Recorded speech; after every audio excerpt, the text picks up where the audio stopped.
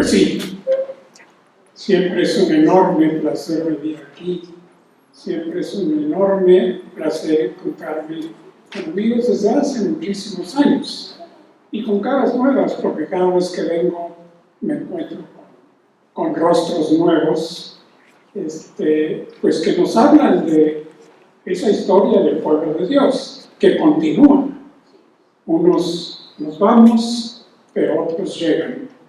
Y todos llevando siempre el mensaje de la salvación, el mensaje del reino de Dios. Ustedes ya leyeron la parábola, no la voy a leer, pero sí quiero comenzar mencionando que al leer ese texto que me enviaron, me vinieron muchos recuerdos, ¿no? Muchos recuerdos que para mí fueron muy importantes, ¿no? Y junto con estos recuerdos me vino un himno que está relacionado con lo que les voy a compartir, y que tiene que ver con lo que decía nuestro hermano, ¿no? Nosotros hemos sido edificados por otras personas. A veces las otras personas ni cuenta se dan.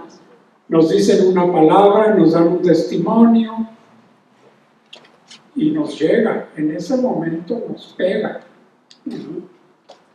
Y no lo decimos, nos quedamos callados porque nos mueve el tapete y nos toma tiempo reaccionar y procesarlo.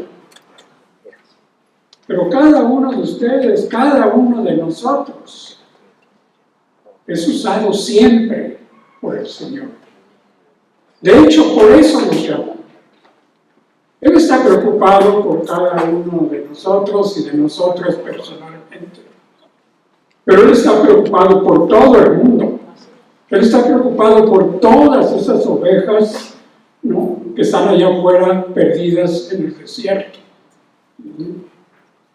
Y por eso nos elige, y por eso nos llama, y por eso nos dice: tú ve, ¿no?, y haz mi tarea. Haz algo en mi nombre. Traerles pan, traerles agua. El hermano nos decía, y el hermano por ahí nos contaba. Traerles sanidad. Cuéntales de la sanidad que Dios ha realizado en ti y ayúdales a tener fe. Toda esa es nuestra tarea. Nosotros somos las piedras de esa iglesia, de la cual Cristo es el fundamento, pero somos las piedras. Somos los que construimos, los que formamos esa casa. Así que déjenme comenzar con esta experiencia que quizá resulte un poquito sentimental, pero que es muy personal.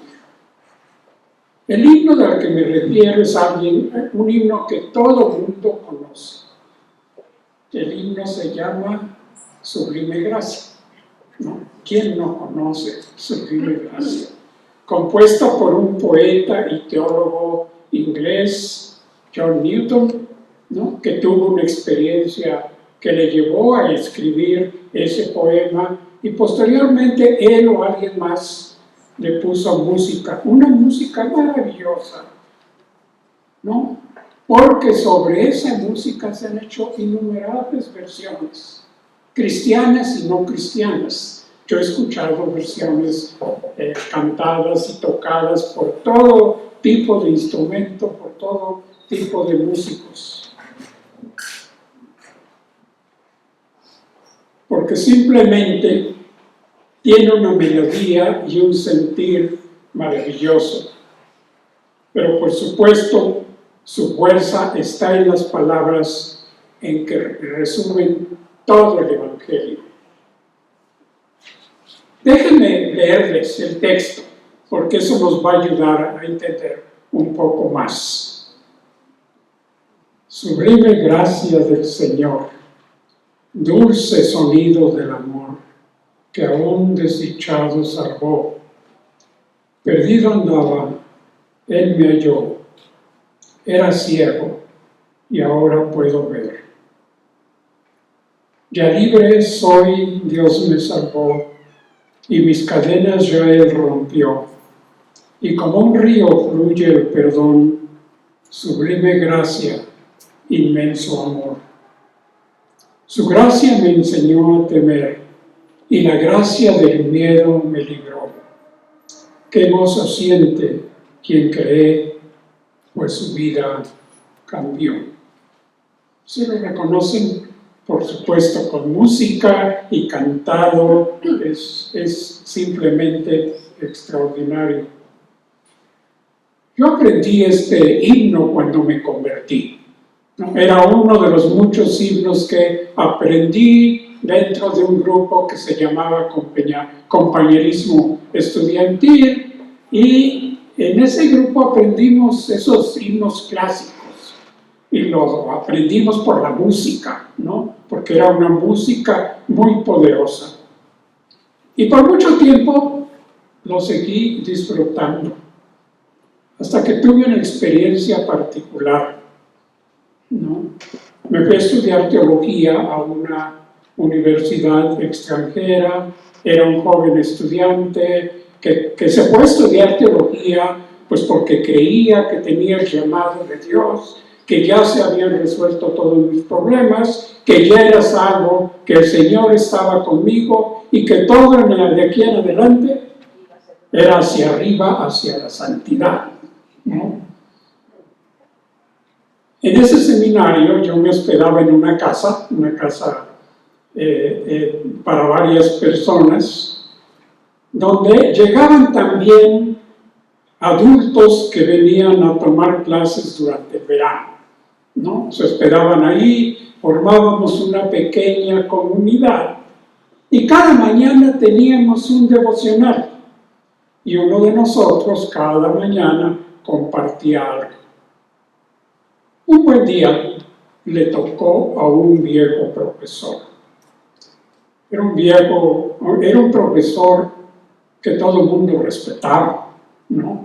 Que todo el mundo lo conocíamos porque habíamos leído sus libros, porque asistíamos a sus clases, a sus conferencias, ¿no? Todos ahí asombrados de estar delante de aquella luminaria. Y entonces él comenzó a hablar. Déjenme decirles que aunque yo me creía ya salvado, redimido, etcétera, etcétera, como todos nosotros, tenía mi basura acumulada por ahí, ¿verdad? Mi basura escondida bajo la cama, bajo la alfombra, ¿no? Y creía que pues yo la tenía escondida, nadie se iba a dar nunca cuenta de eso, ni siquiera Dios. Dios estaba demasiado ocupado con cosas importantes como para dedicarse a esta persona que había cometido errores, que había hecho cosas malas y todo, ¿no? Y que las tenía ahí. Y por supuesto nunca hablaba de ello. Pero esta basura que yo tenía escondido, en ese momento empezó a salir a la superficie, cuando el profesor comenzó a hablar. Porque él no vino a dar la gran conferencia ni el profundo estudio bíblico que todos esperábamos, sino que empezó a hablarnos de su propia basura. Empezó a hablarnos de aquello que le agobiaba. Empezó a hablarnos de las cosas que había hecho.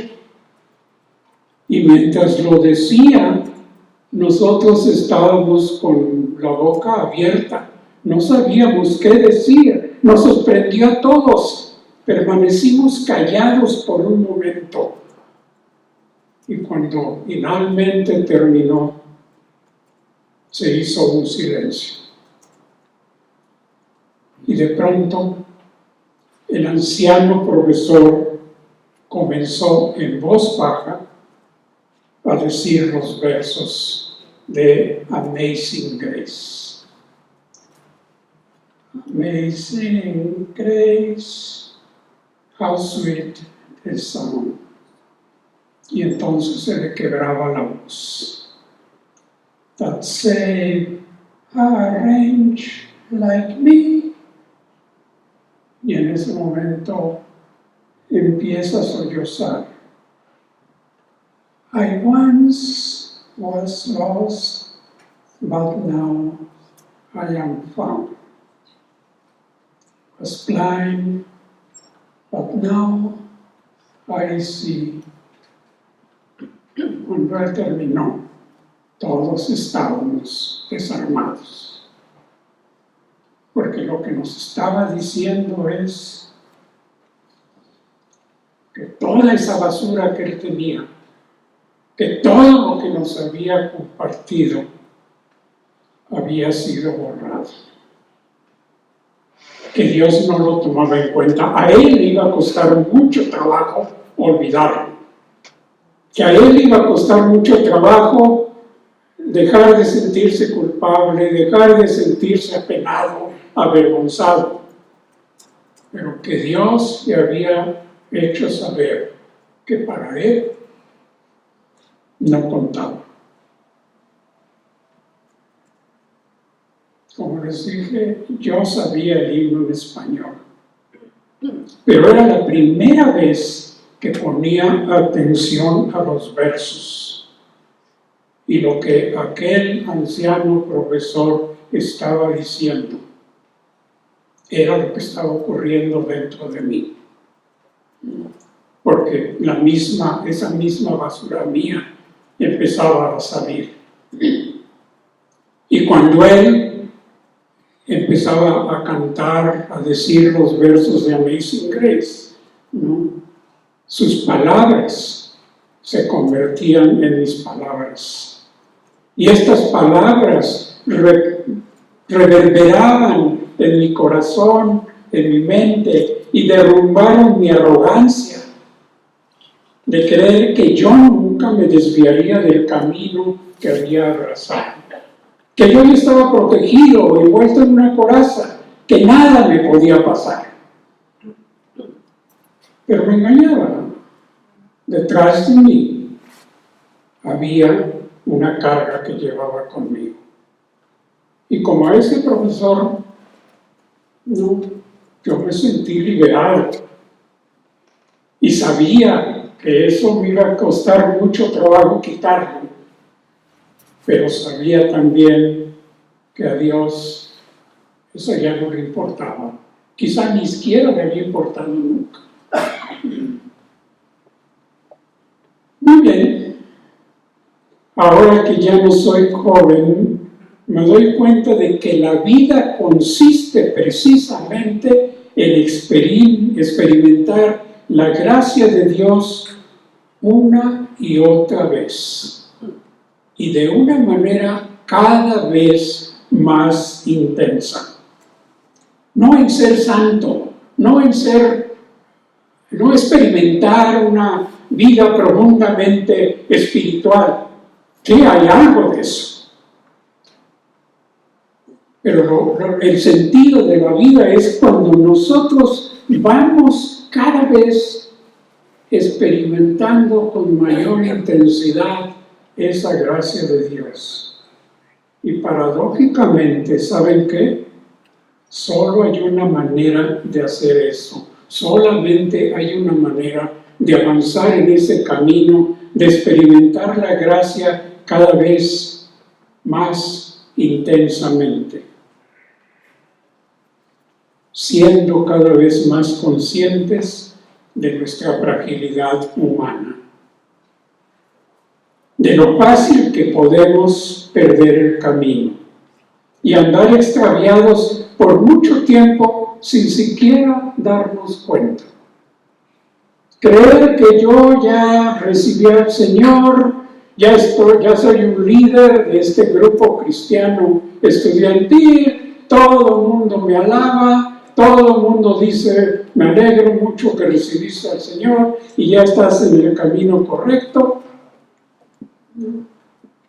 Y no me daba cuenta de que no era completamente cierto, ¿no? Que más de una vez me desviaba de un lado o me desviaba hacia otro lado. Pero seguramente no les estoy diciendo nada nuevo, ¿verdad? Seguramente ustedes tienen esa experiencia, ¿no es cierto? Uno anda distraído y de momento pierde el camino. A veces por puritita necedad.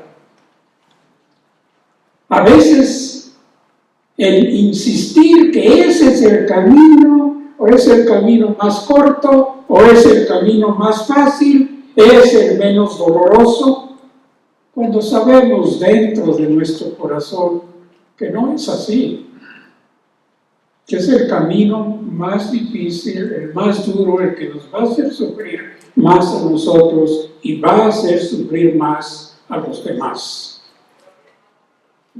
Pero insistimos, ¿no? Insistimos, porque nos dejamos llevar por nuestra propia necedad, nuestra propia arrogancia. Y esto ocurre porque dejamos de estar atentos a la gracia de Dios, a la voz de Dios, hasta que de una manera inesperada y no siempre agradable, escuchamos ese susurro que nos dice que hemos perdido el rumbo. Noten ustedes, no somos nosotros quienes nos damos cuenta. No somos nosotros que de momento nos volvemos inteligentes, ¿no? Y comprendemos que nos perdimos. No, no somos nosotros. Es una voz. Es Dios, ¿no? Que nos ha estado diciendo, que nosotros no hemos escuchado, pero que de momento Dios habla más fuerte. Y todos sabemos qué significa ese Dios habla más fuerte. ¿No?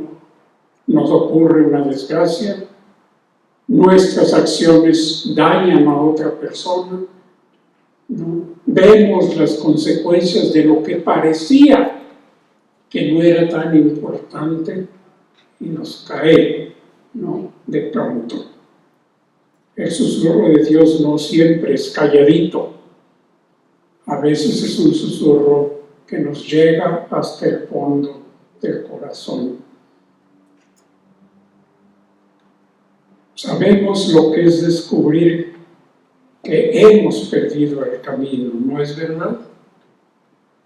Nos encontramos de pronto en la noche, en un lugar oscuro y desconocido, dando vueltas y vueltas, angustiándonos cada vez más conforme pasan los minutos y las horas. Y cuando ya nos ha invadido el miedo y creemos que nunca saldremos de ahí, entonces vemos la tenue luz de la gracia. Escuchamos la voz que no nos recrimina, que no nos dice tontos, estúpidos, te lo dije, sino una voz suave que nos acaricia y nos guía y nos orienta con amor, con gentileza, una vez más en la dirección correcta. Todos hemos tenido esa experiencia y si la traigo es simplemente para ilustrar, ¿no?, el sentido de la parábola que hemos escuchado hoy. En la parábola, Jesús nos cuenta de un pastor que está dispuesto siempre a ir en rescate de quienes pierden el camino. El brinco que normalmente damos es ellos, los perdidos, los que están allá, los tontos, los que se alejaron, los que se perdieron en el desierto. ¿Por qué habría de rescatarlos si son tan tontos? Si son tan estúpidos que no se dan cuenta. ¿Saben quién dijo eso en la parábola? Los escribas, los fariseos, la gente que se sabía los textos bíblicos de memoria. que los podía recitar en cualquier momento, que tenía el versículo en la boca como una respuesta a cualquier problema. O los fariseos, ¿no?, que creían, ¿no?, que uno tenía que obedecer las reglas al pie de la letra, ¿no?, que uno no podía desviarse nunca en ninguna dirección, y que si uno se desviaba, Dios le iba a enviar un rayo y destruirlo, ¿no?, porque era un Dios vengativo, un Dios que castigaba, ¿verdad? Y esos eran los que decían: estúpidos, tontos, ¿por qué se fueron en esa dirección?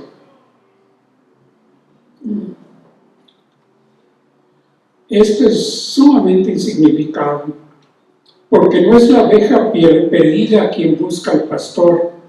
De hecho, la oveja y nosotros, a quien se dirige la metáfora, tendemos a alejarnos más y más, con frecuencia, a veces usando incluso como excusa la búsqueda del Señor, porque en la parábola, ustedes se dan cuenta, el escriba y el fariseo, los escribas y los fariseos, creen que aprendiéndose las escrituras de memoria, ¿no?, creen que manteniendo una vida pura e íntegra, eso les va a llevar al Señor, ¿no?, y están orgullosos de ello, pero en realidad se han convertido en personas arrogantes, y son los únicos que no se dan cuenta de eso. Pero Dios, Jesús, nos dice: eso no es el camino. Es cierto, a veces los retiros espirituales, los ejercicios espirituales, las reuniones espirituales son una manera de evitar responder al verdadero llamado del Señor, que nos susurra que el verdadero camino no es hacer cosas espirituales, orar, ayunar, ir al templo, como los fariseos y los escribas, dar ofrendas, sino ser justos. Hace un momento cantábamos el Salmo 23. ¿Recuerdan lo que dice al final? Me lleva por caminos de justicia. Me lleva por el camino que me va a hacer cada vez más justo conmigo mismo, con los demás y con el resto del mundo. Lo demás es bueno, pero no puede ser utilizado como sustituto del verdadero camino. El Señor nos susurra eso constantemente a través de su palabra. Y nos responde, o le responde a los fariseos y a los escribas su pregunta. Sí, son pecadores. Díganme ustedes quiénes no son pecadores. ¿Quiénes no son pecadores? Los fariseos y los escribas se ponían de este lado.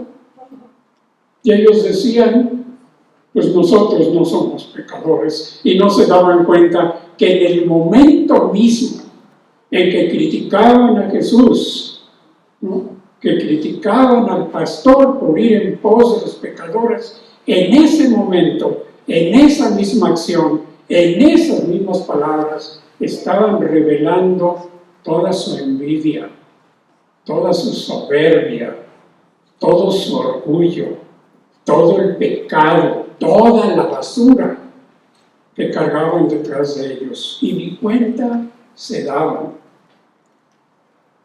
Todos somos pecadores, nos dice Pablo, porque todos hemos pecado y seguimos pecando. Por eso, al contar la parábola, Jesús se dirige a los pecadores que juzgan a los otros pecadores y que no se dan cuenta que el único que puede juzgar es quien es justo, Y el único justo es el mismo Dios encarnado que está delante de ellos. Y que es el único que puede juzgar, el único justo, nos da su veredicto, y su veredicto no es el castigo. Su veredicto es la gracia. Su veredicto es ese perdón. Y es eso lo que molesta profundamente a los pecadores que juzgan a otros pecadores. No toleran la gracia de Dios. No entienden que Jesús no vino para juzgar, sino para salvar, y que esa salvación los ha alcanzado a ellos mismos como a los demás, a pesar de ellos mismos. Es precisamente cuando adoptamos esa actitud de pecadores justificados que nos hemos alejado de Dios, porque empezamos a confiar más en nuestra doctrina, en nuestra religión, en nuestra espiritualidad, en nuestros valores y en nuestra forma de vida, es decir, en nuestras obras materiales y espirituales, más que en la gracia de Dios. Así, nuestro tema es acercarnos a Dios. ¿Pero qué significa eso? ¿Qué significa acercarnos a Dios? Nuestra parábola parece decirnos de una manera un tanto profunda y compleja, y por eso he querido desglosarla. Nos dice que acercarnos a Dios es simplemente acercarnos a la gracia de Dios, o mejor dicho, dejarnos atrapar nuevamente por la gracia de Dios, dejarnos acoger por la gracia de Dios. A mí me importa mucho que cuando decimos, ¿no?, acercarnos a Dios, recuperar nuestra relación con Dios, la elaboremos. No la convirtamos en un acontecimiento abstracto, ¿no? ¿Qué quieres decir con acercarte a Dios? ¿Qué quieres decir permitir que Dios se acerque a ti? ¿Cuál es el núcleo, el centro de Dios? La gracia maravillosa. La gracia maravillosa que se acercó a un pecador como mí, como yo. La gracia maravillosa que me rescató. La gracia maravillosa que me restauró. La gracia maravillosa que me sigue acompañando. La gracia maravillosa que cada vez que la riego y meto la pata, está ahí para levantarme y seguirme acompañando. Y que no solamente eso, sino que mis metidas de pata las usa para hacerme una persona mejor. Porque me hace darme cuenta de qué tan importante es la gracia, qué tan fuerte, qué tan poderosa es la gracia de Dios. Así cuando decimos acercarnos a Dios, ¿qué queremos decir? Por eso muchas veces el acercarse a Dios a veces se transforma en experiencias espirituales, experiencias místicas, ¿no? En experiencias de ayuno prolongado, de oración intensa, ¿no? Esto se piensa que es acercarse a Dios. Y nos damos cuenta a través del Evangelio que para Jesús es algo mucho más sencillo. Reconoce que estás perdido. Reconoce que no sabes por dónde andas. Que Google ya no te puede ayudar, ¿no? Que te has perdido en ese barrio oscuro. Por tu necedad, por lo que tú quieras, ¿qué importa? Ya estás ahí. Que tienes una crisis existencial. Que has engañado a las personas y que de pronto te das cuenta de las consecuencias. Que has hecho cosas que no están correctas y que ahora te ves abrumado por todo eso. Reconoce que estás perdido. Reconoce que estás perdido. Y entonces vas a empezar a escuchar la voz del buen pastor. Vas a empezar a escuchar la voz de aquel que te llama en medio del desierto. De aquel que te dice, tú eres mi hijo, mi hija amada. Yo te amo. Ve conmigo. Yo te quiero. Te quiero llevar a casa. Te quiero llevar a donde perteneces. Eso es acercarse al Señor, buscar al Señor. ¿Y cuál es nuestro rol como iglesia? Simple y sencillamente ser esa casa. Porque Dios nos ha construido la casa. Por eso comentaba al principio, Dios nos ha juntado, nos ha sacado de ese lugar donde estábamos perdidos, nos ha traído a un lugar donde estamos con otras personas, ¿no?, que también anduvieron perdidas y que también tienen su basurita y que también tienen todas estas, en otras palabras, personas que no son santos, que son santos a los ojos de Dios, que han sido justificadas ante los ojos de Dios, pero que no sabemos que todavía estamos en proceso, que todavía estamos en el camino y que todavía nos podemos perder, ¿no? Y que todavía, ¿verdad?, Dios nos va a recuperar, nos va a llamar una y otra vez. Así es que nuestro papel es ser el pueblo de Dios, ser la casa de Dios, el lugar donde la gente encuentra una familia que no juzga, una familia que no nos obliga a ser de cierta manera, sino que se dejen guiar por el mismo Dios que nos guía a nosotros. Una familia, un amigo, una amiga que los acompaña en ese caminar, dando tumbos hacia la libertad plena, hacia la plena experiencia de la gracia de Dios.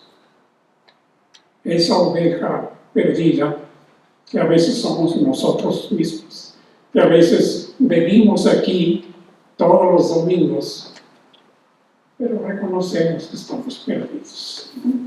Sabemos que estamos perdidos, que esto se ha convertido en una costumbre.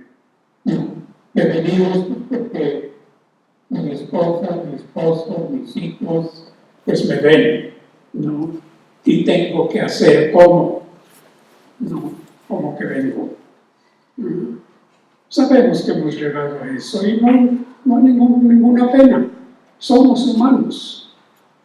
Pero lo que no podemos hacer, ¿no?, es quedarnos ahí, ¿no? Y quizá en este mismo momento entre nosotros hay algunos que estamos en esa situación y esta es la oportunidad, este es el llamado, este es el pastor saliendo para decirte, deja de jugar, ¿no?, deja de fingir que no pasa nada. Tú sabes qué está pasando, que has perdido el camino. Ven, aquí está la casa, pero vela como casa, vela como familia, vela como tus hermanas y hermanos. La gracia de Dios, esa es la cercanía de Dios. No hay otra cercanía que Dios haya utilizado. La gracia de Dios que llegó a nosotros en carne y sangre. Como el hermano venía y lloraba conmigo aquí y de momento me agarra el brazo y me abraza. Ese es el acercamiento de Dios. Un acercamiento carnal, encarnacional. Es Jesús. y que nos dice, no sé quién eres, y te amo. No sé quién eres, y te amo. En aquella experiencia que compartí, el viejo profesor me dijo, Dios me acaba de decir, Él me ha dicho, no sé quién eres, y te amo. Y lo escucho.